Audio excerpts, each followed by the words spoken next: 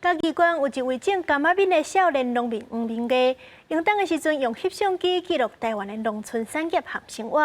2016年摕到国家第20杂志摄影比赛第2名，希望用相片会当让大家发现台湾农村的好风景。10年前返来故乡的王明义，当咧文史内底无闲种作。伊除了平常时种柑仔蜜，阁有另外一个身份，就是专门翕农民生活的摄影师。翕的相片阁捌摕过摄影比赛好成绩。本来其实我是一个不是住乡下的人嘛，我嘛是住在都市的。那所以回来的时候觉得说，原来我们身边有这么多很特别的画面啊，很特别的产物啊，原来都是乡下很常见的风景。一张一张的相片记录农村内底各种生活甲产业。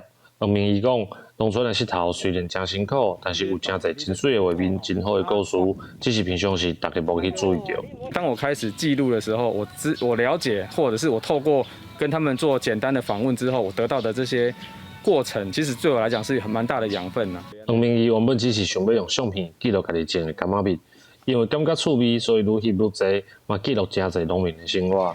即摆伊嘛甲在地青农组织一个平台，希望透过大家的宣传，让更较侪人会当看到农村的产业。记者林慧婷，嘉义报道。